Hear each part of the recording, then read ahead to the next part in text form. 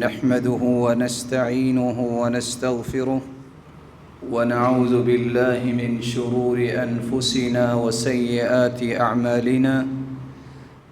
من يهده الله فلا مضل له ومن يضلل فلا هادي له، وأشهد أن لا إله إلا الله وحده لا شريك له، وأن محمدًا عبده ورسوله. يا أيها الذين آمنوا اتقوا الله حق تقاته ولا تموتن إلا وأنتم مسلمون. يا أيها الناس اتقوا ربكم الذي خلقكم من نفس واحدة وخلق منها زوجها وبث منهما رجالا كثيرا ونساء، واتقوا الله الذي تساءلون به والأرحام، إن الله كان عليكم رقيبا. يا أيها الذين آمنوا اتقوا الله وقولوا قولا سديدا يصلح لكم أعمالكم ويغفر لكم ذنوبكم، ومن يطع الله ورسوله فقد فاز فوزا عظيما. أما بعد، فأعوذ بالله من الشيطان الرجيم. إنما حرم عليكم الميتة والدم ولحم الخنزير وما أهل به لغير الله. وقال الحق سبحانه وتعالى: يرفع الله الذين آمنوا منكم والذين أوتوا العلم درجات.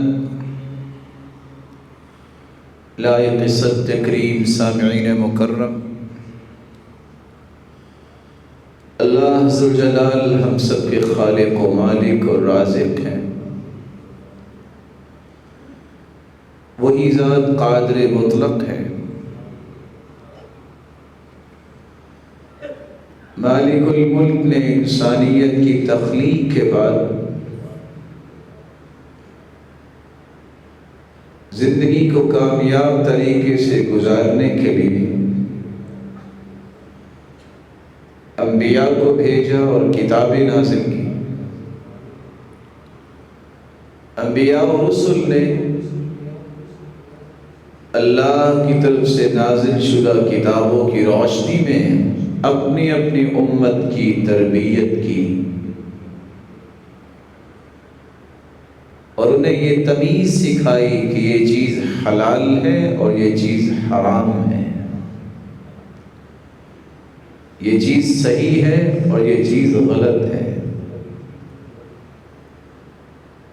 یہ چیز پاکیزہ ہے اور یہ چیز نجس ہے. یہ اللہ عز و جلال نے تعلیمات اس لیے دلوائی تاکہ زندگی گزارنے والوں میں یہ فرق ہو سکے کون ہے جو حلال کو پسند کرتا ہے، کون ہے جو حرام کو پسند کرتا ہے، کون ہے پاکیزگی کو اپنا مشن بناتا ہے اور کون ہے جو حلال و حرام کی تمیز چھوڑ دے، نجاست اور پاکیزگی میں فرق نہ کر سکے. یہ اس کا احسان عظیم ہے کہ اسے آخری پیغمبر محمد الرسول اللہ صلی اللہ علیہ وآلہ وسلم کے ذریعے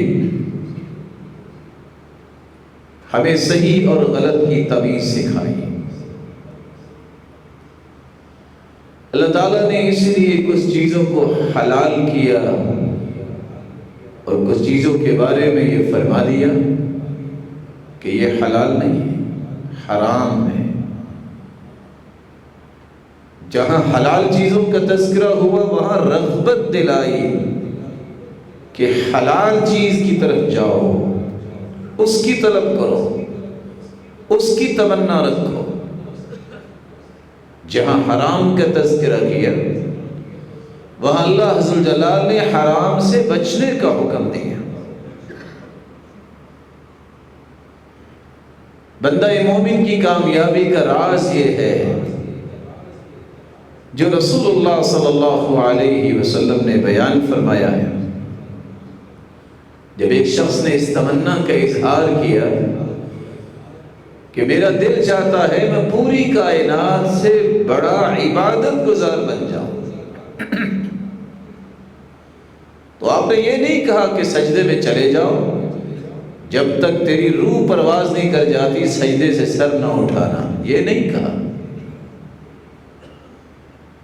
سب سے بڑا عبادت گزار بننے کے لیے کو 1000 دانے کی تسبیح جو ہے اپنے ہاتھ میں رکھنا ضروری نہیں ہے۔ اصل عبادت گزار بننے کا راز یہ ہے اتق المحارم تکن اعبد الناس۔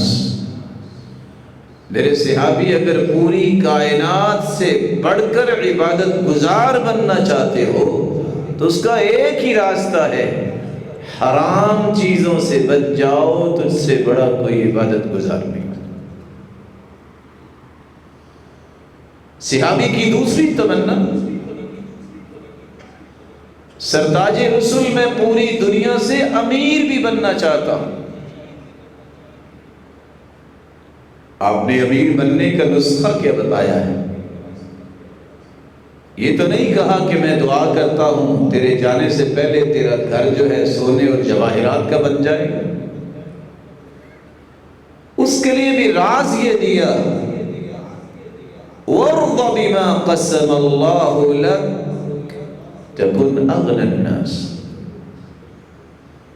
جو تیرے رب نے تجھے عطا کیا ہے تو اس پر راضی ہو جا، تجھ سے بڑا دنیا میں کوئی امیر نہیں ہوگا۔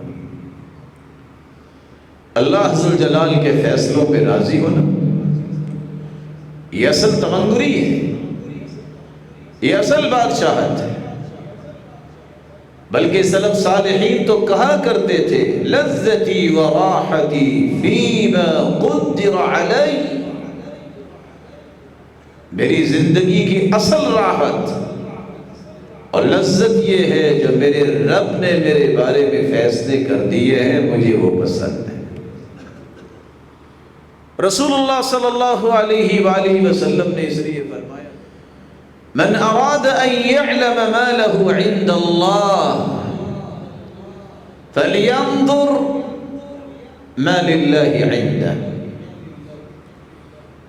کسی کا شوق یہ پیدا ہو جائے کہ میں ذرا چیک تو کروں کہ میرا اللہ کے ہاں مقام کتنا ہے، تو اس کو کیسے چیک کر سکتا ہے؟ اپنے دل سے پوچھے کہ اللہ عز و جلال نے جس حال میں رکھا ہے اس پہ راضی کتنا ہے۔ جتنا یہ راضی ہوگا اللہ کے فیصلوں پر اتنا ہی اس کا مقام اللہ کے ہاں بلند ہوگا۔ اگر ایک دن میں کو 50 مرتبہ شکوے شکایات کرنے والی زبان رکھتا ہے تو اسے یاد رہنا چاہیے اللہ کے ہاں مقام بھی اس کا کیسا ہوگا۔ اللہ عز و جلال ہمیں شکر گزار لوگوں کی صف میں شامل فرمائے۔ مالک الملک نے اس لیے جہاں حلال کے متعلق بتایا حرام کے متعلق بھی بتایا۔ حلال کس کو کہتے ہیں اور کون سی چیزیں حلال ہیں آپ سن چکے۔ اس سے پہلے خطبے میں آج ہم گفتگو کرنا چاہ رہے ہیں کہ حرام کسے کہتے ہیں اور حرام کی خطورت اور ہلاکتیں کیا ہوتی ہیں اور حرام چیز ہے کون سی۔ کفوی کہتے ہیں الحرام مستحق الذم على فعله، حرام اس کام کو کہتے ہیں جس کے کرنے سے وہ مذمت کا انسان مستحق ٹھہرایا جائے۔ حرام اس کو کہتے ہیں ما طلب الشارع ترکه على وجه الحتم والالزام، اللہ ذوالجلال نے جس چیز کو نہ کرنے کا فیصلہ سنا دیا ہے کہ یہ نہ کرنا، یہ حرام ہوتا ہے۔ ما يثاب تاركه امتثالا ويستحق العذاب فاعله، حرام اس کو کہتے ہیں جس کو اختیار کرنے سے انسان اللہ کے عذاب کا مستحق بن جائے، اور اگر اس کو اختیار نہیں کرتا تو حرام سے بچنے کی وجہ سے اللہ اسے اجر بھی عطا کرے۔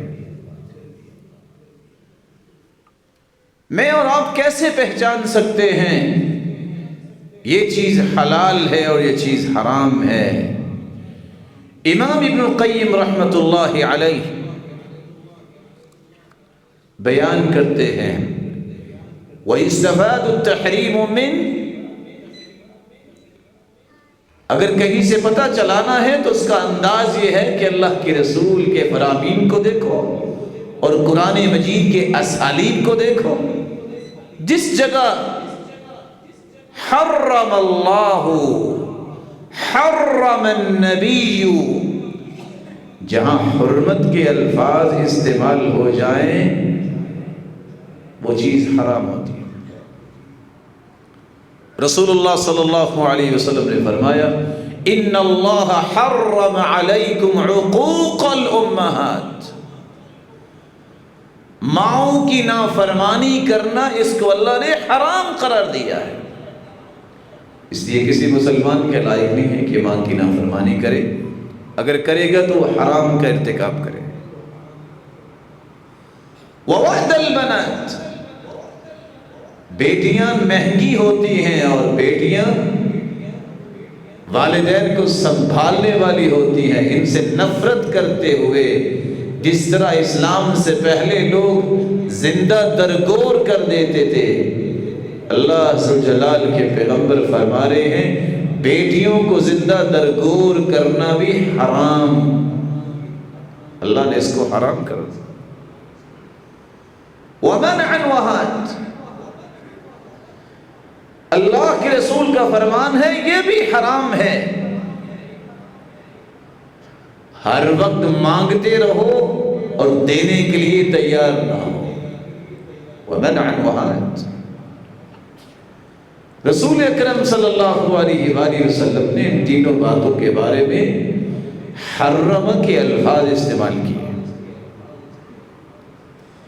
وَكَرِهَ لَكُمْ قِيلُ وَقَالُ، آج دنیا کا مسئلہ بن گیا ہے چلو آؤ تھوڑی دیر گپ شپ کر لیں، تو پتہ نہیں اس گپ شپ کا فائدہ دنیا میں کیا ہوتا ہے اور آخرت میں تو ہوگا ہی نہیں۔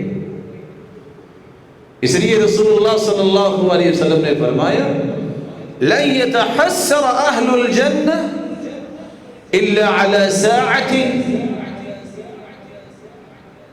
لَمْ يَذْكُرِ اللَّهَ فِيهَا، قیامت کے دن جنتیوں کو کوئی حسرت نہیں ہوگی، شرمندہ نہیں ہوں گے، لیکن ایک بات کی قلق جنتیوں کو ضرور ہوگی، کاش جو ہم نے گھڑی اللہ کے ذکر کے بغیر گزاری اس گھڑی کو بھی اللہ کے ذکر میں لگا لیتے۔ وَكَرِهَ لَكُمْ قِيلَ وَقَالُ، قیل و قال کو اللہ ذوالجلال نے پسند نہیں کیا،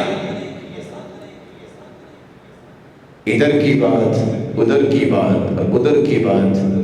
ابن عون سے کسی نے کہا تم بھی انسان ہو، کبھی آپ کی زبان سے کسی بندے کے بارے میں ہم نے کچھ سنا نہیں ہے، کہتے ہیں بات پتہ کیا ہے، میرے اندر اتنی کمی کوتاہی ہے، میں اپنی پہلے اصلاح کر لوں پھر دوسروں کی سوچوں، مجھے تو وقت نہیں ملتا اپنے آپ سے، میں دوسرے کے بارے میں کیا بات کروں۔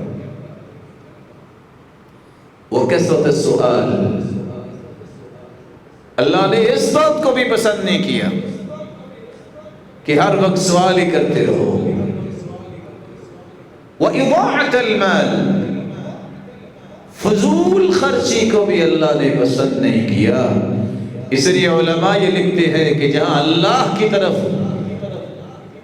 کلمے کی نسبت ہو جائے کہ اللہ نے اسے پسند نہیں کیا، اللہ اس سے راضی نہیں، وہ چیز بھی حرمت کے دائرے میں ہوتی ہے۔ وَلَا يَرْضَى لِعِبَادِهِ الْكُفْرَ، اللہ کفر سے راضی نہیں ہوتے۔ ان المبذرین کانوا اخوان الشیاطین، فضول خرچی کرنے والے شیطان کے بھائی ہیں، اس لیے حدیث نے کہہ دیا کہ اللہ فضول خرچی کو پسند نہیں کرتے۔ اللہ تو اپنے بندوں سے محبت کرتے ہیں، جو عباد الرحمن ہیں، جو شیطان کے بھائی بنتے ہیں، جو شیطان کے پیچھے لگتے ہیں، اللہ ان کو تو پسند نہیں کرتا۔ جس طرح حرمت کے لفظ آ جائے تو چیز حرام ہوتی ہے، اسی طرح رسول اللہ صلی اللہ علیہ وآلہ وسلم کے فرامین پہ غور کرتے ہوئے امام ابن القیم فرماتے ہیں، جس چیز کے بارے میں لعنت کے لفظ آ جائے کہ اللہ کی لعنت ہے، اللہ کے رسول نے لعنت کی ہے، وہ چیز بھی حرام ہوتی ہے۔ لعن اللہ من ذبح لغیر اللہ، رسول اللہ صلی اللہ علیہ وسلم کا فرمان ہے، لعنت ہے اس انسان پر، پھٹکار ہے اللہ تعالیٰ کی، دھتکارا ہوا ہے انسان جو اللہ کے لیے نہیں کسی اور کے نام کی قربانی کرتا ہے۔ یہ مخلوق تو اللہ کی ہے، اس کی گردن پہ چھری چلاتے وقت تو اللہ کا نام لینا چاہیے، اللہ کی رضا حاصل کرنے کے لیے قربانی کرنی چاہیے۔ وَلَعْنَ اللَّهُ مَنْ غَيَّرَ تُخُومَ الْأَرْضِ، اس پر بھی لعنت اور پھٹکار ہے، دھتکارا ہوا انسان ہے جو زمین کے نشانات بدل دیتا ہے۔ پتہ ہے اس کو یہ میری زمین ہے، یہ کسی اور کی زمین ہے، جو نشان ہے وہ معلوم ہے، اس کو مٹائے گا تاکہ کچھ زمین میں حاصل کر لوں۔ اور اس مسکین کو یہ پتہ نہیں ہے کہ رسول اکرم صلی اللہ علیہ وسلم نے کتنی بڑی بات کہہ دی، من ظلم قید شبر من الارض، ظلم کرتے ہوئے اگر کسی کی زمین ایک بلشت ہتھیا لیتا ہے، 5 عذابوں سے اسے گزرنا ہوگا۔ اللہ عز و جلال قیامت کے دن حکم دے گے، یہ 7 زمینوں کی مٹی ذرا کھودو نا۔ کیسے کھودے گا؟ ایک بلش کی بات ہے، آج لوگ پوری سوسائٹیاں ہضم کر جاتے ہیں، آج پورے ایکڑ ہضم کر جاتے ہیں، آج مسکین اور یتیم جس کا والی وارث کوئی نہ ہو اس کی زمینیں اڑا لیتے ہیں۔ لعن اللہ من غیر تخوم الارض، لعنت اور پھٹکار ہے، دھتکارا ہوا انسان ہے کون؟ جو زمین کے نشان بدلتا ہے۔ امام شافعی کہا کرتے تھے کہ زراعت کرنے والے سے بڑھ کے کوئی حلال نہیں کھاتا، شرط یہ ہے کہ کسی کا پانی نہ توڑے اور کسی کی زمین کو اپنی زمین کے ساتھ نہ ملائے، کیونکہ یہ محنت ہاتھ سے بہت کرتا ہے، اور ہاتھ سے محنت کرنے والوں میں جتنے لوگ ہیں سب سے زیادہ اس کے ہاتھ لگتے ہیں۔ جہاں 7 زمینوں کی مٹی اسے اٹھانی ہوگی، وہاں اس کو دوسرا عذاب یہ ہوگا کہ 7 زمینوں کی مٹی اٹھا کے اسے کندھے پہ رکھی جائے گی کہ تم میدان محشر کا چکر لگاؤ، جب تک دنیا کے فیصلے نہیں ہو جاتے تمہیں یہی کام کرنا ہے۔ یہ 4 من نہیں اٹھا سکتا انسان، یہ کیسے اتنی مٹی اٹھائے گا؟ پھر تیسرے عذاب کی طرف منتقل ہوگا.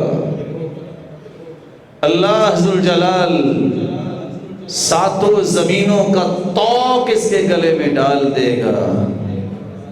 پھر ایک چوتھا عذاب بھی آئے گا. اللہ اسے ساتوں زمینوں کے نیچے دھنسا دے گا. اللہ ذوالجلال ہمیں محفوظ فرمائے. لعن اللہ من غیر تخوم الارض. لعنت ہے اس انسان پر، مطلب یہ ہے کہ یہ چیز بھی حرام ہے کیونکہ اس میں اللہ کی لعنت آ گئی جو زمین کے نشانات کو بدل دیتا. وَلَعْنَ اللَّهُ مَنْ تَوَلَّى غَيْرَ مَوَالِيهِ. وہ بھی لعنت کا مستحق ہے، اس شخص کے لیے بھی یہ حرام ہے خاندان اس کا معروف ہے، لوگوں کو پتا ہے کس کا بیٹا ہے، وہ کہتا ہے میرا یہ خاندان نہیں، میرا وہ خاندان ہے. اللہ نے خاندان تو تعارف کے لیے بنائے. جو خاندان بدل لیتا ہے، نسبتیں بدل لیتا ہے، وہ بھی ملعون قرار پاتا ہے، اور یہ بدلنا بھی حرام ہے. وَلَعْنَ اللَّهُ مَنْ وَقَعَ عَلَى بَهِيمَةٍ. اس شخص پر بھی لعنت اور پھٹکار ہے، دھتکارا ہوا انسان ہے جو کسی جانور کے ساتھ برائی کرتا ہے. وَالْعِيَاذُ بِاللَّهِ. وَلَعْنَ اللَّهُ مَنْ عَمِلَ عَمَلَ قَوْمِ لُوطٍ. اس پر بھی لعنت ہے جو قوم لوط کے اعمال کرتا ہے. اس کا مطلب ہے یہ بھی حرام ہے. تو حرام اس کو کہتے ہیں جس کے بارے میں اللہ کے رسول نے یا اللہ ذوالجلال نے کہہ دیا یہ حرام ہے، یا اس کے بارے میں لعنت کے الفاظ آ گئے کہ یہ کام کرنا لعنت کا مستحق ہے. رسول اللہ صلی اللہ علیہ وآلہ وسلم نے امت کی رہنمائی کرتے ہوئے ایک بات اور بھی بیان کی. وہ چیز بھی حرام ہوتی ہے جس کے بارے میں اللہ کے رسول صلی اللہ علیہ وسلم نے یا اللہ ذوالجلال نے فرما دیا کہ یہ عذاب کا مستحق ہوگا. إِنَّهُ مَن يُشْرِكْ بِاللَّهِ فَقَدْ حَرَّمَ اللَّهُ عَلَيْهِ الْجَنَّةَ وَمَأْوَاهُ النَّارُ. وہ عمل حرام ہے جس کے کرنے سے جنت کی محرومی ہو جائے، جس کے کرنے سے انسان جہنم کا حقدار ٹھہرے، جس کا نتیجہ بیان شریعت نے کر دیا ہے. شرک کرنے والا ایسا انسان ہے اگر یہ توبہ نہیں کرتا تو یہ بدبخت بن جائے گا، جنت اس پہ حرام ہے اور اس کا ٹھکانہ جہنم ہوگا. اللہ ذوالجلال ہر ایک کو محفوظ فرمائے. رسول اللہ صلی اللہ علیہ وسلم کے فرامین سے پتہ چلتا ہے چوتھی وہ چیز بھی حرام ہے جس کے کرنے سے حد لازم آئے. چوری کرتا ہے اس کا ہاتھ کاٹا جائے گا، بدکاری کرتا ہے اس پہ حد نافذ کی جائے گی. رسول اکرم صلی اللہ علیہ وآلہ وسلم کے صحابی عبداللہ ابن عباس رضی اللہ تعالیٰ عنہ بیان کرتے ہیں زنادقہ علی رضی اللہ تعالیٰ عنہ کے پاس لائے گئے. سیدنا علی رضی اللہ تعالیٰ عنہ نے سمجھایا، نہیں سمجھے ان کو آگ لگا دی. فَأَخْرَقَهُمْ. عبداللہ ابن عباس کے پاس یہ خبر پہنچی، اللہ کے رسول صلی اللہ علیہ وسلم کا فرمان بتانے لگے، لا تعذبوا بعذاب اللہ. اگر رسول اللہ صلی اللہ علیہ وسلم کا یہ قول میں نے نہ سنا ہوتا، لو كنت انا لم احرقهم لنهي رسول اللہ صلی اللہ علیہ وسلم. سیدنا علی نے تو یہ کام کیا ہے، اگر میں ہوتا تو میں یہ نہ کرتا. کیوں؟ کیونکہ اللہ کے رسول نے فرمایا تھا اللہ نے جو عذاب دینا ہے تم یہ عذاب نہ دو. میں ان کو قتل کرتا، کیونکہ حدیث یہ ہے من بدل دینا فاقتلوه، جو مرتد ہو جاتا ہے، مسلمان ہے، اسلام کو چھوڑ دیتا ہے، اس کا علاج یہ ہے اس کو قتل کر دیا جائے۔ لیکن یہ یاد رہنا چاہیے، یہ قتل کرنا، یہ حدود کو نافذ کرنا، یہ سربراہ کی حکومت کی ذمہ داری ہوتی ہے۔ ہر بندہ قانون کو اپنے ہاتھ میں نہیں لے سکتا۔ رسول اللہ صلی اللہ علیہ وآلہ وسلم کے فرامین سے یہ بھی پتہ چلتا ہے۔ امام ابن القیم فرماتے ہیں جہاں یہ لفظ آ جائیں لا ينبغی، لائق ہی نہیں ہے کہ ایسا کیا جائے، وہ بھی حرمت کے دائرے میں چلا جاتا ہے۔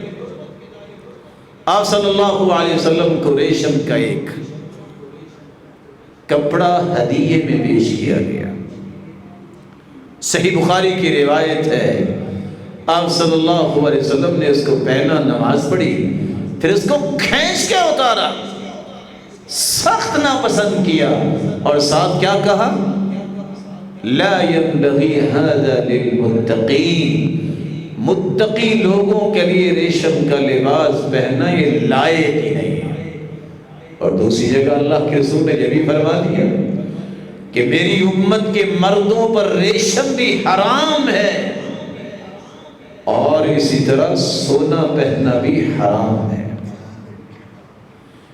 امام ابن القیم رحمۃ اللہ علیہ فرماتے ہیں حرمت کے دائرے میں وہ عمل بھی ہوگا حرام سمجھا جائے گا جن کے بارے میں رسول اللہ صلی اللہ علیہ وسلم نے فرما دیا کہ اللہ قیامت کو انہیں پاک نہیں کریں گے، ان سے ہم کلام نہیں ہوں گے۔ حدیث کے الفاظ ان ربکم یحاضر، اللہ عز و جلال قیامت کے دن ہر ایک سے مخاطب ہوگا۔ وَلَيْسَ بَيْنَهُ وَبَيْنَهُ تُرْجُمَانٌ وَلَا حِجَابٌ، بندے اور خالق کے درمیان کوئی ٹرانسلیشن کرنے والا، کوئی ٹرانسلیٹر نہیں ہوگا، کوئی پردہ بھی نہیں ہوگا۔ ان ربکم یحاضر، اللہ سے ہم کلامی کس کی قوت اور ضرورت ہوگی؟ کیسے اللہ کو جواب دے گا؟ رسول اکرم صلی اللہ علیہ وسلم نے فرمایا ثلاثۃ لا ينظر اللہ الیہم یوم القیامہ ولا یزکیہم ولہم عذاب علیم، تین ایسے بدبخت ہیں اللہ عز و جلال ان کی طرف دیکھنا بھی پسند نہیں کریں گے، ان سے کلام بھی نہیں فرمائیں گے۔ اللہ عز و جلال نے ان کے لیے دردناک عذاب تیار کر رکھا ہے۔ کون سا شخص؟ رجل كان له فضل ماء بالطريق فمنعه من ابن السبيل، راستے میں پانی ہے کسی انسان کے پاس اور زائد پانی ہے، گزرنے والے مسافر کی ضرورت ہے، وہ مسافر کو پانی نہیں پینے دیتا۔ یہ شخص اتنا بدبخت ہے کہ اللہ اس کی طرف نظر رحمت نہیں ڈالے۔ وَرَجُلٌ بَايَعَ إِمَامًا لَا يُبَايِعُهُ إِلَّا لِدُنْيَا فَإِنْ أَعْطَاهُ مِنْهَا رَضِي وَإِنْ لَمْ يُعْطِهِ مِنْهَا سَخِطْ۔ دوسرا بدبخت انسان وہ ہے جو کسی بادشاہ کے ہاتھ پہ بیعت کرتا ہے تو صرف اس نظریے سے کہ مجھے مال ملے، مال ملتا ہے تو راضی، نہیں ملتا تو ناراض ہے۔ اللہ عز و جلال اس کی طرف قیامت کے دن نظر رحمت نہیں ڈالیں گے، پاک بھی نہیں کریں گے۔ دردناک عذاب ہے جس کی زندگی کا مقصد اس طرح مال بٹورنا ہو، اللہ اس کی طرف نظر رحمت کیسے ڈالیں گے؟ وَرَجُلٌ أَقَامَ سِلْعَتَهُ بَعْدَ الْعَصْرِ فَقَالَ وَاللَّهِ الَّذِي لَا إِلَهَ غَيْرُهُ لَقَدْ أَعْطَيْتُ بِهَا كَذَا وَكَذَا فَصَدَّقَهُ رَجُلٌ، ایک شخص عصر کے بعد سامان رکھتا ہے، سامان بیچنے والے تو ویسے بھی بیچ لیتے ہیں، لیکن یہ جھوٹی قسمیں اٹھا کے سامان بیچتا ہے۔ اللہ کی قسم میں نے اتنے کی خریدی اور آپ کو اتنے کی دے رہا ہوں۔ سمجھنے والی بات ہے۔ اللہ تعالیٰ نے آپ سب کو بھی عقل و دانش سے نوازا ہے۔ جو شخص یہ کہتا نظر آئے اللہ کی قسم میں نے لائے تو 100 روپے کی ہے، آپ کو 90 کی دے رہا ہوں، بڑی عجیب تجارت ہے کہ 10 روپے نقصان اٹھا کے تیرا میرا رشتہ کیا ہے؟ کوئی ایسا بھی تاجر ہے کہ جو اس طرح کہے کہ میں نقصان اٹھاؤں گا تجارت سے؟ جھوٹی قسم اٹھانے والا اللہ اس کی طرف نہیں دیکھیں گے۔ تو جھوٹی قسم اٹھانا بھی حرام ہے۔ اس لیے رسول اللہ صلی اللہ علیہ وسلم نے فرمایا تھا جو شخص جھوٹی قسم اٹھاتا ہے جہاں یہ کبیرہ گناہ ہے، تدع الدیار باللاقع، اللہ اس کے گھر کا بیڑا غرق کر دیتا ہے، اس کے گھر میں سکون نہیں ہو سکتا۔ یہ الگ بات ہے کہ آج مسلمانوں کو پرواہ کوئی نہیں ہے۔ آج پاکستان کی سروے رپورٹ مرتب کرنے والے ادارے لکھتے ہیں 11 لاکھ لوگ روزانہ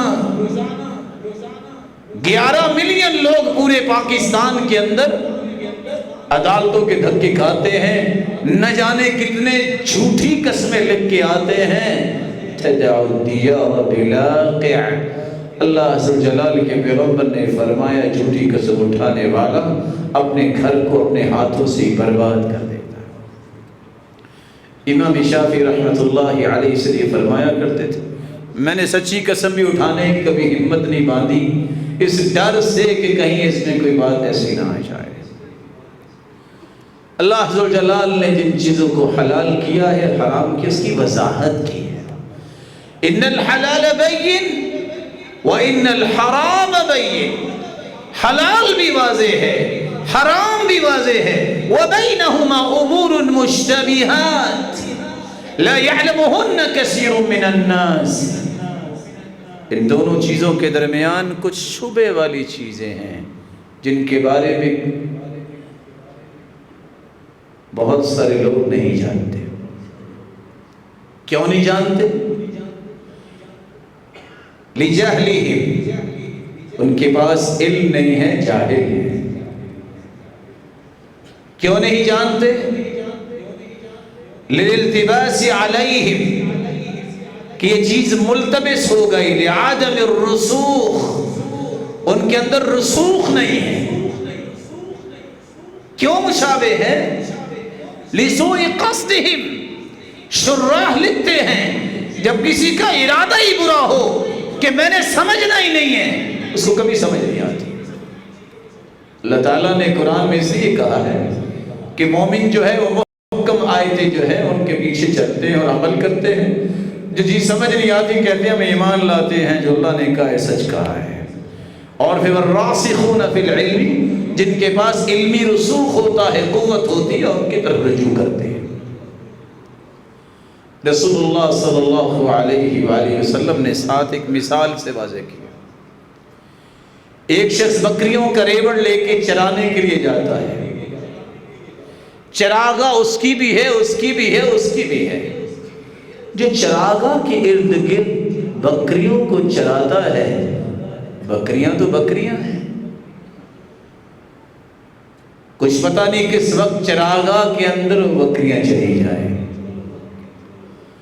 جو شخص شبہات میں پڑ جاتا ہے، وَمَنْ وَقَعَ فِي الشُّبُهَاتِ وَقَعَ فِي الْحَرَامِ، جو شبہات میں پڑ جاتا ہے وہ حرام میں پڑ جاتا ہے۔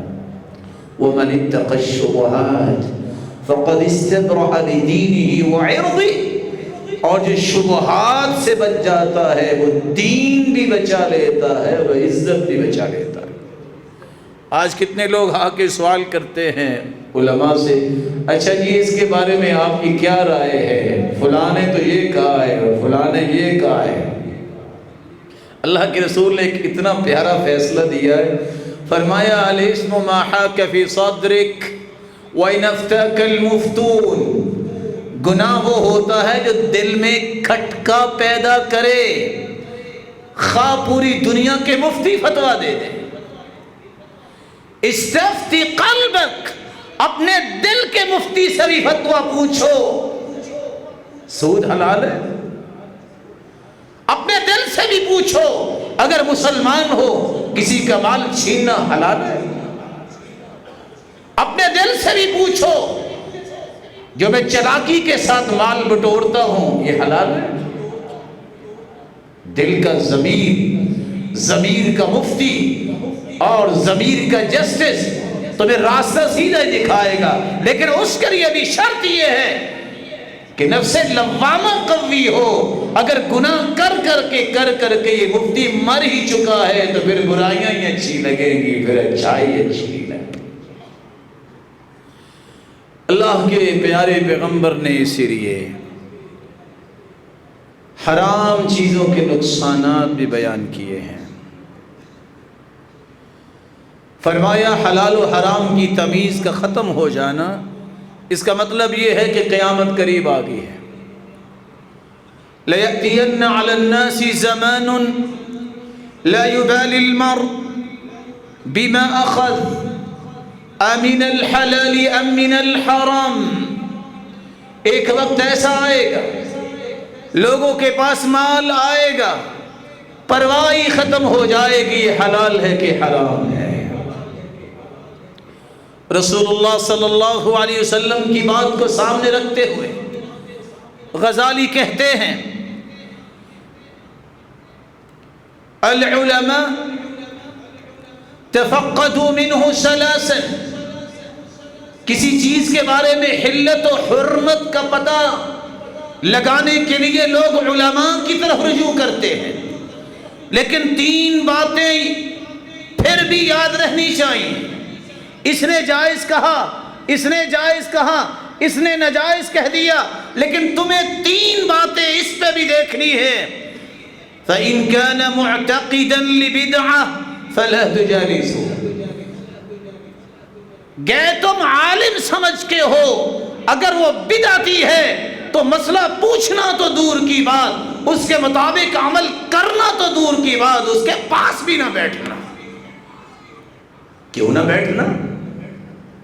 بدعت کا مرتکب ہے، کیوں نہ بیٹھنا؟ اس لیے نہ بیٹھنا، اللہ کے رسول کا فرمان ہے ان اللہ احتجر التوبہ عن کل صاحب بدع، جو بدعتی انسان ہے اللہ اس کی توبہ قبول ہی نہیں کرتے، عبادت تو بعد کی بات ہے۔ احتجب التوبہ، احتجز التوبہ، اللہ نے پردہ کیا ہوا ہے، لٹکایا ہوا ہے۔ بدعتی اتنا بدبخت انسان ہے کہ اللہ اسے دیکھنا بھی پسند نہیں کرتے۔ آپ سن کے یہ بات حیران ہوں گے سعید بن جبیر کی، وہ کہا کرتے تھے لَأَيُّ صَاحِبَ ابْنِي سَارِقًا قَاطِعَ الطَّرِيقِ سُنِّيًّا، میرا بیٹا اگر کسی چور کے ساتھ مجھے چلتا نظر آئے نا، مجھے اتنا خطرہ نہیں ہوتا جتنا کسی عابد زاہد بدعتی کے ساتھ جاتے مجھے خطرہ محسوس ہوتا ہے۔ کیوں؟ اگر یہ بدعت کی طرف چلا گیا تو ختم ہو گیا۔ بدعت کی طرف جانے والا ختم کیوں ہوتا ہے؟ کیونکہ وہ بدعت نیکی سمجھ کے کر رہا ہوتا ہے۔ جو انسان نیکی کر رہا ہوتا ہے، نیکی سے کون توبہ کرتا ہے؟ چور تو چوری کرتا ہے، وہ گناہ سمجھتا ہے۔ علماء کے پاس بھی حلال و حرام پوچھنے جاؤ، یہ اصول سامنے رکھو۔ اگر وہ بدعت کا مرتکب ہے، بدعت کی دعوت دیتا ہے، اس سے مسئلہ پوچھنا تو دور کی بات ہے، اس کی بات ماننا تو دور کی بات ہے، اس کے پاس بھی نہ بیٹھو۔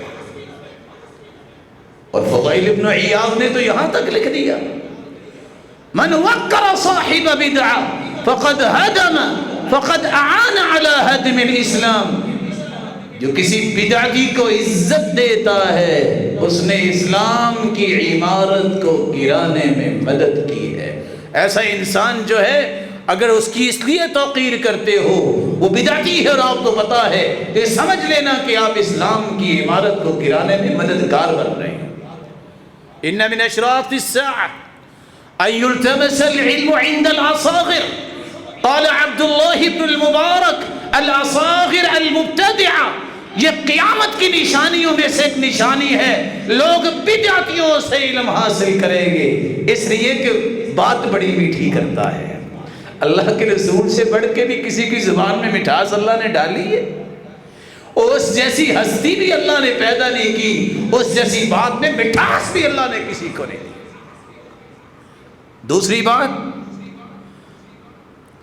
کیونکہ بدعتی کے پاس کیوں نہ بیٹھو، فَإِنَّهُ عَنْ لِسَانِ الشَّيْطَانِ يَنْطِقُ، غزالی کہتے ہیں کیونکہ بدعتی بولے گا تو شیطان کی زبان سے بولے گا۔ وَإِنْ كَانَ سَيِّئُ الطَّعْمَ، اگر کسی ایسے عالم کے پاس مسئلہ پوچھنے جاتے ہو جس کو کھانے کے حلال اور حرام میں تمیز نہیں، وہ حرام کھانے میں پرہیز نہیں کرتا، اس سے بھی مسئلہ نہ پوچھیے گا۔ فَعَنِ الْهَوَىٰ يَنْطِقُ، وہ اپنی خواہش سے فتویٰ دے گا، وہ کبھی قرآن و سنت سے فتویٰ نہیں دے گا۔ اور سہل بن عبداللہ الدستری کہا کرتے تھے اور سچ کہا کرتے تھے، مَنْ أَكَلَ الْحَلَالِ عَبَدَ اللَّهَ شَاءَ أَمْ أَبَى، جو حلال کھاتا ہے وہ چاہے نہ چاہے اللہ اسے سیدھے راستے پہ رکھتے ہیں۔ کمیاں کوتاہیاں تو ہر ایک میں ہیں، لیکن حلال اسے پکڑ کے رکھتا ہے۔ وَمَنْ أَكَلَ الْحَرَامِ عَصَى اللَّهَ شَاءَ أَمْ أَبَى، جو حرام کھاتا ہے وہ چاہے نہ چاہے وہ اللہ کی نافرمانی ہی کرے گا۔ ایسے انسان سے بھی حلت و حرمت کے مسائل آپ کیسے پوچھیں گے جس کو خود پتہ نہیں ہے کہ حلال کیا ہے اور حرام کیا ہے، اور اس کے کھانے میں حرام کی آمیزش ہے۔ اللہ ذوالجلال حرام سے پہلے ہمیں اپنے پاس بلائے، حرام کے قریب نہ جانے دے۔ فَإِن لَّمْ يَكُن مَّكِينُ الْعَقْلِ فَإِنَّهُ يُفْسِدُ بِكَلَامِهِ أَكْثَرَ مِمَّا يُصْلِحُ، ایسا شخص جو لوگ تو کہتے ہو یہ عالم ہے لیکن وہ بات عقل سے کرے، کہتا عقل یہ کہتی ہے، قرآن و حدیث کو چھوڑو، اس کے پاس بھی مت بیٹھو، یہ آپ کے دین کا نقصان تو کر سکتا ہے، فائدہ نہیں دے سکتا۔ ایک عورت کی لڑائی ہو گئی، اللہ نے اسے بیٹا دینا تھا، دوسری عورت نے اس پہ ضرب لگائی، بچہ فوت ہو گیا، اللہ کے رسول نے فرمایا دیت دینی پڑے گی۔ ایک شخص بول کے کہتا ہے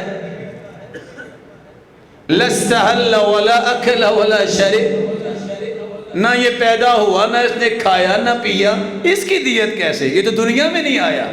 فرمایا یہ کاہنوں کی بات کر رہا ہے، جو قرآن و سنت کے مقابلے میں عقلانی لوگ ہیں کہ عقل نہیں مانتی۔ تمہاری عقل ہے کیا؟ عقل ہوتی کامل وہ ہے المنقاد لشرع اللہ، جو اللہ کی شریعت کے تابع ہو، وہ عقل صحیح فیصلہ کرتی ہے۔ وگرنہ عقل جتنی کو اللہ نے حیوانوں کو بھی تو دی ہوئی ہے، وہ بھی پانی پیتے ہیں پانی سمجھ کے ہی، اپنی پیاس بجاتے ہیں، کھانا بھی اپنا کھاتے ہیں، عقل کام ہی صحیح کرتی ہے جب قرآن و سنت کے تابع ہوتی ہے۔ رسول اللہ صلی اللہ علیہ وآلہ وسلم نے ایک دوسرا نقصان بیان کیا کہ حرام کھانے سے کیا ہوتا ہے۔ عبداللہ بن عباس روایت کرتے ہیں لا يقبل اللہ صلاة امرئ فی جوفہ حرام، جس پیٹ میں حرام کا لقمہ جاتا ہے اس کی نماز قبول نہیں ہوتی۔ وحد بن الورد بیان کرتے ہیں لو قمت مقام هذه الساریہ لم ينفع شیء تنظر حتى تنظر ما يدخل في بطنك حلال ام حرام۔ کہتے ہیں یہ سامنے ستون کے پاس اگر کھڑے ہو کے ساری زندگی عبادت کرتے رہو، یہ عبادت تمہیں فائدہ نہیں دے گی جب تک تیرا یہ زندگی کا رویہ نہیں ہوگا کہ میرے پیٹ میں کیا جا رہا ہے، حلال جا رہا ہے کہ حرام جا رہا ہے۔ اگر یہ تمیز نہیں ہے تو عبادت کوئی فائدہ نہیں دے گی۔ تیسرا ایک بڑا نقصان، انسان دعاؤں کی قبولیت سے محروم ہو جاتا ہے۔ رسول اکرم صلی اللہ علیہ وآلہ وسلم نے فرمایا 4 باتوں کو غور سے سنیے، ان ربکم حیی کریم یستحیی من عبده اذا رفع یدیہ الیہ ان یردہما صفرا خائبتین. گناہ بندہ کرتا ہے، ہاتھ اٹھاتا ہے، اللہ کے پیغمبر فرماتے ہیں گناہ اس نے کیے، حیا رب کو آتی ہے کہ میرے بندے نے ہاتھ اٹھا لیے، میں خالی واپس لوٹا دوں. اللہ خالی واپس نہیں لوٹاتے. دعوت المسافر لا ترد، مسافر کی دعا کو اللہ رد نہیں کرتے. دو باتیں، رب اشعث اغبر مدفوع بالباب لو اقسم علی اللہ لابرہ. کتنے لوگ بال بکھرے ہیں، پراگندہ حال ہیں، انہیں پرواہ ہی نہیں ہے دنیا کی، لیکن اللہ پہ قسم ڈال دیں تو اللہ ان کی قسم کو پورا کر دیتے ہیں. قصہ آپ نے سنا ہوگا، مدینے والوں نے بارش مانگی لیکن بارش نہیں آئی. اشرافی تھے، جوتیاں بنانے والا اٹھتا ہے، وضو کرتا ہے، 2 رکعتیں پڑھتا ہے، جس کو آشکور سمجھ کے، حقیر سمجھ کے موچی کہہ دیتے ہیں، ہاتھ اٹھاتا ہے، کہتا ہے ربا انی اقسم علی، میرے رب میں قسم ڈالتا ہوں مسلمانوں کو بارش کی ضرورت ہے، بارش عطا کر دے. محمد بن منقدر فرماتے ہیں ہاتھ بعد میں نیچے آئے، بارش پہلے آ چکی تھی. چوتھی بات، حدیث کی الفاظ ہے جو بندہ اچھا وضو کرتا ہے 2 رکعتیں پڑھ لے، ہاتھ اٹھا کے کہہ دے رب اغفر لی، اللہ مجھے معاف کر دے. رب کو پکارتا ہے، اللہ فرماتے علم عبدی ان له ربا یغفر الذنوب، آج میرے بندے کو پتا چل گیا ہے کہ اس کا کوئی رب ہے جو معاف بھی کر سکتا ہے اور عذاب بھی دے سکتا ہے. عبدی اعمل ما شئت فقد غفر لك، جو بھی تو نے کیا ہے جاؤ میں نے تجھے معاف کر دیا. لیکن صحیح مسلم کی روایت ان چاروں چیزوں کے بارے میں کیا کہتی ہے؟ ایک بندہ حرام مال لے کے نکلتا ہے، سفر بھی لمبا کرتا ہے، یطیل السفر، اشعث اغبر، بال بکھرے ہوئے، سفر بھی ہے، بال بھی بکھرے ہوئے، پراگندہ حال ہے، ہاتھ اٹھاتا ہے، کہتے ربی یا رب یا رب، اے میرے رب، اے میرے پالنے والے. ساری چیزیں آ گئی اس میں، لیکن وَمَطْعَمُهُ حرام، اس کا کھانا بھی حرام کا ہے، وَمَلْبَسُهُ حرام، اس کا لباس بھی حرام کا ہے، وَمَشْرَبُهُ حرام، اس کا پینا بھی حرام کا ہے، وَغُذِّيَ بِالْحَرام، اس کی غذا جو ہے وہ بھی حرام کی ہے. صحیح مسلم کی روایت بتاتی ہے فَأَنَّا يُسْتَجَابُ لِذَلِكَ فَأَنَّا يُسْتَجَابُ لَهُ، اس کی دعا کو اللہ کیسے قبول فرمائیں گے جس کا کھانا پینا اور لباس حرام کا ہے، حالانکہ وہ مسافر بھی ہے، حالانکہ وہ یا رب بھی کہتا ہے، حالانکہ وہ بھی اسی طرح بال بکھرے ہوئے ہے اور جا بھی رہا ہے تو کہاں حج کرنے جا رہا ہے. اس کی دعا کو کیسے اللہ قبول کرے؟ اللہ ذوالجلال ہم سب کو حرام سے محفوظ فرمائے. رسول اللہ صلی اللہ علیہ وسلم نے فرمایا تھا انه لا يدخل الجنة لحم ودم نبت على سحت النار اولى به، وہ خون اور گوشت جو حرام مال سے بنا ہوتا ہے یہ جہنم میں ہی جائے گا. اللہ ہم سب کو محفوظ فرمائے اور جتنے یہ روشن چہرے بیٹھے سب کو حلال نصیب فرمائے اور حرام سے بچائے. وآخر دعوانا الحمد.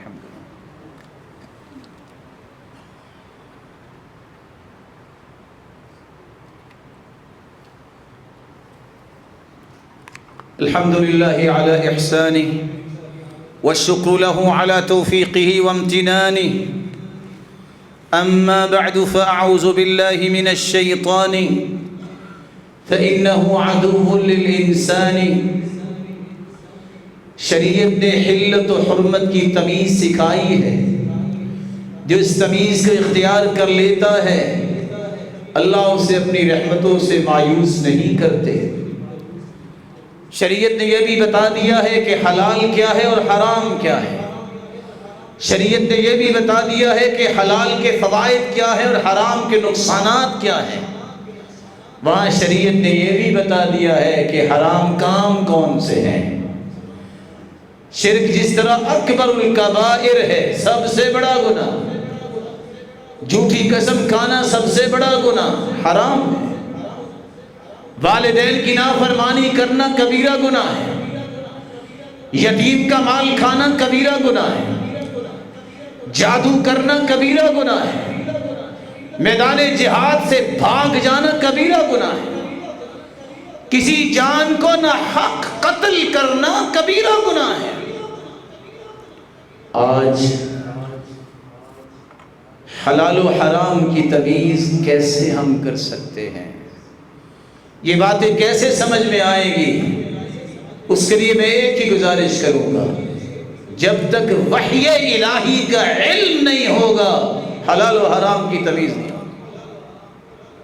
علم سیکھیے، علماء کی مجلس میں بیٹھیے، وہ علم جو اللہ نے اتارا ہے، میں فن کی بات نہیں کر رہا، بلے لگوانے کے لیے تو اولادیں ہم چھونک دیتے ہیں، میں اعتراض نہیں کر رہا، اس اولاد کا کیا فائدہ جس پہ آپ نے لاکھوں فیسیں لگوائی، جو تمہارے مرنے پہ تمہیں شریعت کے مطابق غسل ہی نہیں دے سکتا؟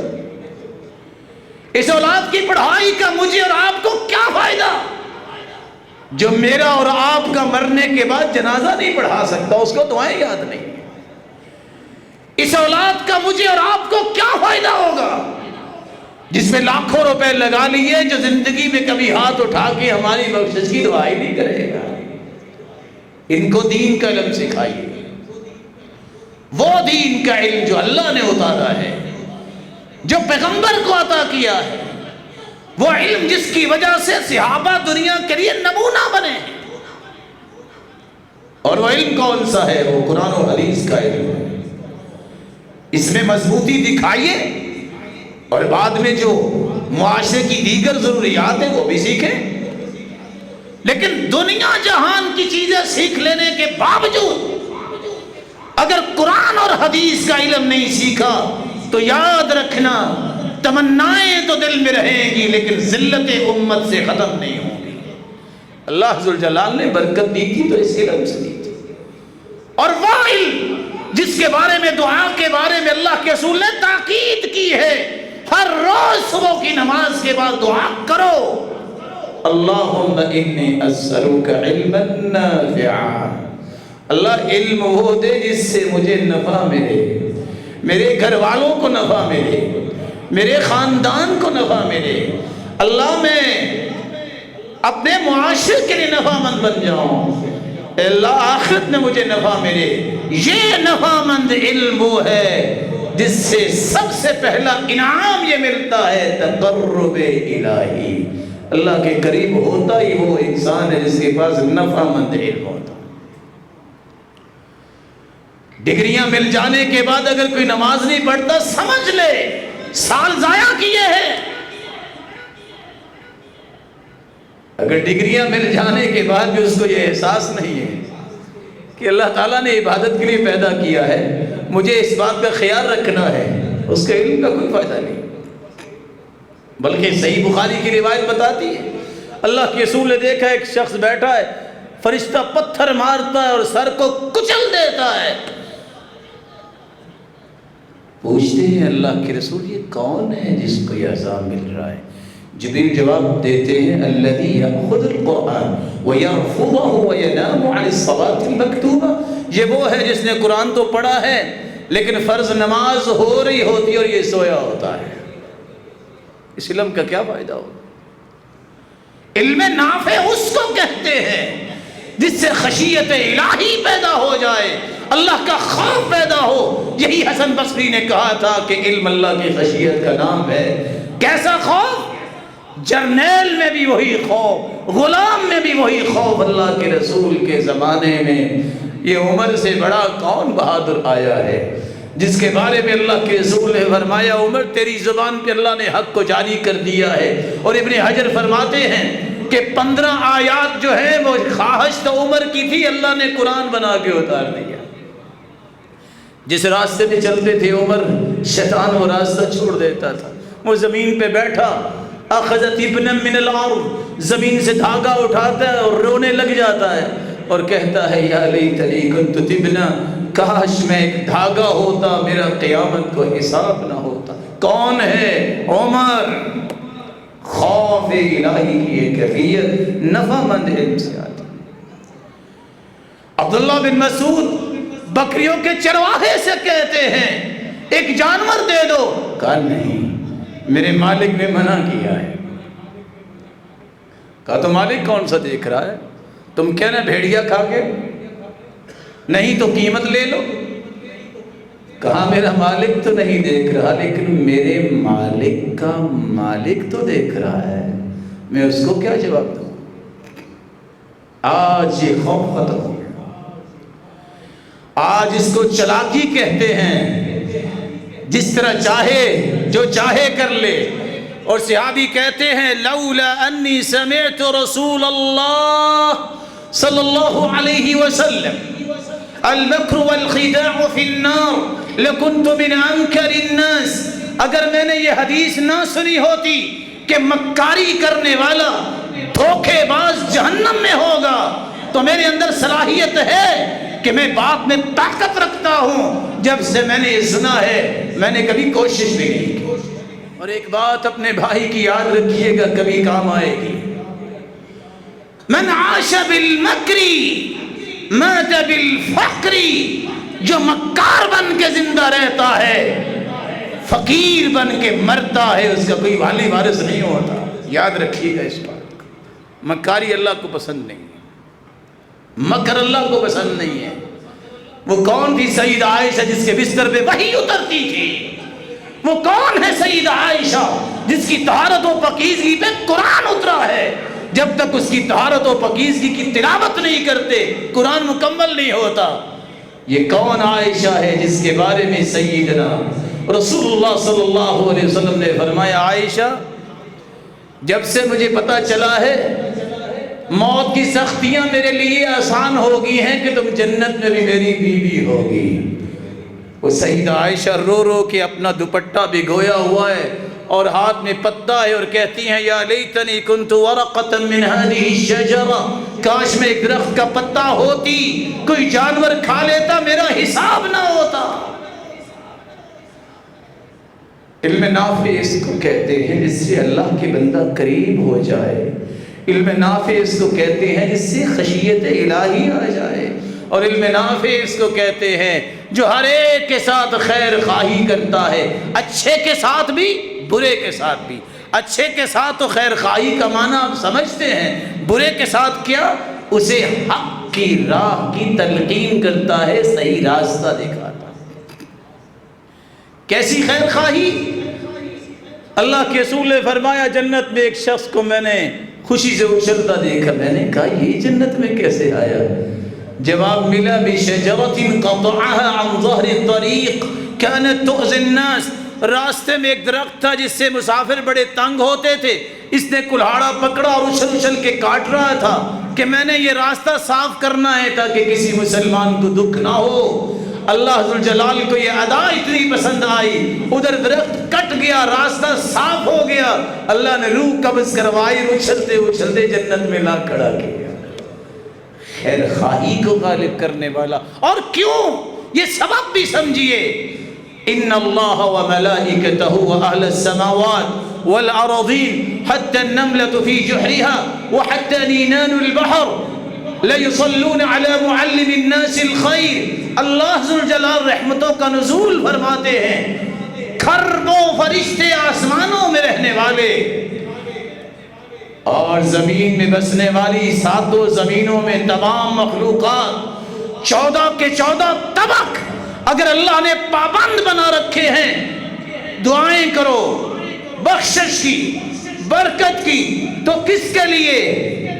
جو لوگوں کو خیر خواہی کی تعلیم دیتا ہے، لوگوں کو علم سکھاتا ہے، 14 کے 14 طبق پابند ہیں کہ وہ علم والے اہل علم کے لیے دعائیں کریں۔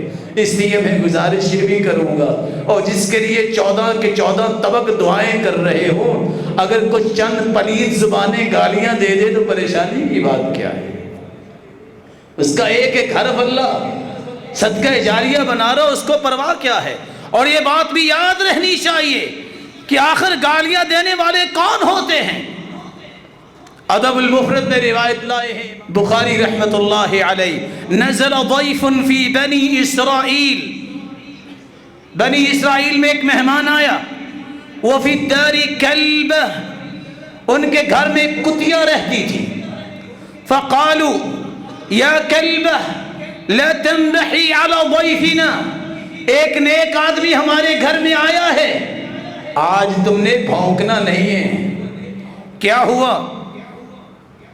فصاح الجراء فی بطنها، فصاح الجراء فی بطنها، کتیا تو ساری رات نہیں بھونکی، بولی نہیں ہے، اس کے پیٹ میں جو بچے تھے وہ چیخنے چلانے لگے۔ فذکروا لنبی لہم، انہوں نے اپنے نبی کو یہ بات بتائی کہ ایسا ماجرا ہوا ہے۔ فقال ان مثل هذا كمثل امت، اس کی مثال تو ایسی امت کی ہے، تکون بعدکم، جو تمہارے بعد آئے گی، یہ بنی اسرائیل کا واقعہ ہے، یغلب سفہاؤہا علماءہا، جس قوم کے بے وقوف لوگ جو ہیں وہ غالب آ جائیں گے علم والوں پہ۔ کیسے غالب آئیں گے؟ یہ کام جو یہ کتیا کے پیٹ میں بچے کر رہے ہیں، یہی کام وہ کریں گے۔ اس میں پریشانی کی بات نہیں ہے، قافلے ہمیشہ گزر جایا کرتے ہیں، اور جن کا کام ہے بولنا اور بھونکنا وہ بھونکتے رہتے ہیں۔ علم والوں کو کبھی پریشان نہیں ہونا چاہیے، لیکن علم جب تک نہیں ہوگا یہ صلاحیت بھی نہیں آئے گی اور یہ سوچ بھی نہیں آئے گی کہ ہم نے کام پہ ایک نظر رکھنی ہے۔ وہ کام کیا ہے؟ اللہ کی رضا۔ وہ کام کیا ہے؟ دین کی سربلندی۔ وہ کام کیا ہے؟ امت کو جنت کی طرف لے جانا۔ وہ کام کیا ہے؟ امت کو جہنم سے بچا لینا۔ وہ کام کیا ہے؟ اپنے آپ کو جہنم سے بچا لینا۔ صحابی آتے ہیں اور کانپتے کانپتے کہتے ہیں اللہ کے رسول ایک بات نے مجھے احزنتنی، غمگین کر دیا ہے، اسکمتنی، مجھے بیمار کر دیا ہے، ارہقتنی، مجھے توڑ دیا ہے، مجھے اس کا علاج بتا دیجئے۔ کہا کون سی بات ہے جس نے تمہیں توڑ کے رکھ دیا، تجھے بیمار کر دیا؟ کہا یہ بات سمجھا دیجئے، میں جہنم سے کیسے بچ سکتا ہوں، جنت میں کیسے جا سکتا ہوں۔ اللہ کے رسول صلی اللہ علیہ وسلم نے اس کا علاج بتایا۔ یہ علاج کیسے سمجھ آئیں گے؟ خود بھی علم سیکھو اور اپنی اولادوں کو بھی علم سکھاؤ۔ یہ دین سکھانے کے لیے مساجد و مدارس کا رخ کرواؤ۔ یاد رکھنا اذا مات ابن آدم انقطع عمله الا من ثلاث، جب انسان مر جاتا ہے تو تین چیزیں باقی رہ جاتی ہیں، من صدقۃ جاریہ، ایک صدقہ جاریہ، او علم ينتفع بہ، یا وہ علم جس سے نفع حاصل کیا جاتا ہے، او ولد صالح يدعو له، یا نیک بچہ جو دعا کرتا ہے۔ قیامت کے دن پہاڑ ایک نیکیوں کا آئے گا اور بندے کا درجہ بلند کیا جائے گا، پوچھے گا اللہ یہ تو عمل میں نے نہیں کیا، اللہ فرمائیں گے باستغفار ولدک لک، میرے بندے تیری اولاد کی دعا کی وجہ سے تیرے درجے کو جنت میں بلند کر دیا گیا ہے۔ فیصلہ کیجئے دل میں، نیا سال شروع ہو چکا ہے، شوال، مدارس کی پڑھائیاں شروع ہو چکی، اپنے بچوں کو قرآن و حدیث کا علم سکھائیے، عالم بنائیے۔ عالم کی شان کتنی ہے؟ صرف دو باتیں، فضل العالم على العابد كفضل القمر ليلة البدر على سائر الكواكب۔ میرے صحابہ، ایک عالم کی فضیلت عبادت گزار پر، کافر پر نہیں، عام شخص پر نہیں۔ 7.5 ارب لوگ اس وقت دنیا میں ہیں، 6 ارب کافر، چھوڑو ان کو، 1.5 ارب مسلمان، ان میں سے کتنے ہیں جو عبادت گزار ہے؟ طے کیجئے۔ ان پر ایک علم والے کی فضیلت اتنی ہے جتنی 14ویں رات کے چاند کی فضیلت ستاروں پر ہے۔ اور دوسری روایت میں آتا ہے کہ فضلی علی ادناکم، جس طرح میرے صحابہ میری فضیلت تم پر ہے، ایک عالم کی فضیلت جو ہے وہ دوسرے لوگوں پر ہے۔ اور یاد رکھنا دنیا کے فتنوں کا حل علم کے بغیر نہیں نکلتا۔ 444 ہجری میں یہودیوں نے شک پیش کیا کہ کانٹریکٹ سائن ہوا ہے، کیا تم نے ہمارے لیے مصیبت بنائی ہے؟ یہ دیکھو اللہ کے رسول نے لکھا ہے خیبر کے مقام پہ سیدنا علی کے سائن ہیں، سیدنا معاویہ کے سائن ہیں اور سیدنا سعد کے سائن ہیں کہ یہودیوں سے نرمی کرو۔ بادشاہ القائم بامر اللہ، اس کا وزیر پریشان ہے، کیا ہو گیا؟ قرآن تو کہتا ہے لَتَجِدَنَّ أَشَدَّ النَّاسِ عَدَاوَةً لِلَّذِينَ آمَنُوا الْيَهُودِ، سب سے بڑا دشمن مسلمانوں کا یہودی ہے۔ یہ کیا آ گیا؟ پریشانی کو دور اللہ نے پھر کیسے کیا؟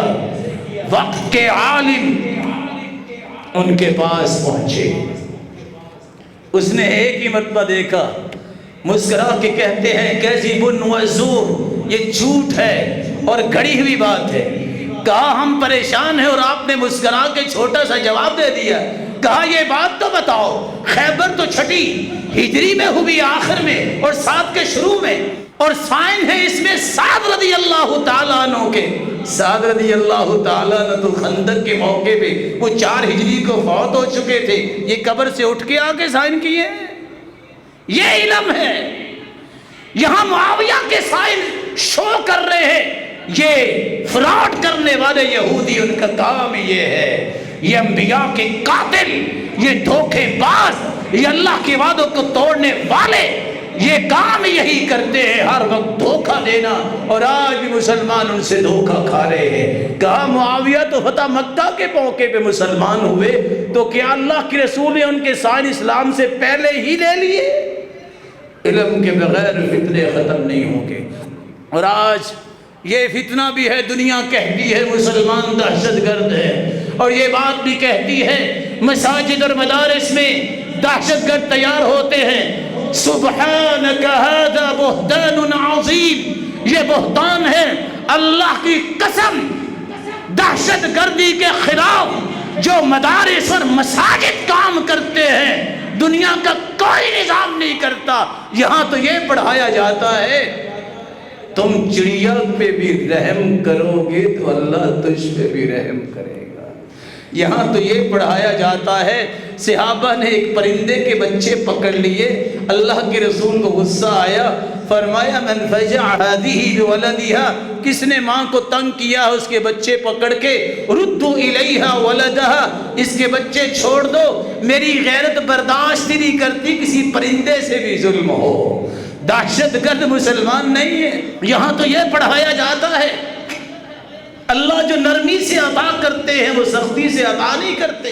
یہاں تو یہ پڑھایا جاتا ہے کہ ایک اونٹ جو ہے اس نے اللہ کے رسول کو شکایت کی، یہ میرا مالک مجھ پہ سامان زیادہ رکھتا ہے، اللہ کے رسول نے اس کو بھی غصہ کیا، فرمایا جب تم سامان لے کے آتے ہو، سواری کرتے ہو، خود کام کاج میں لگ جاتے ہو، اس اونٹ کو بھی چھوڑ دو، یہ بھی کچھ کھا لیا کرے۔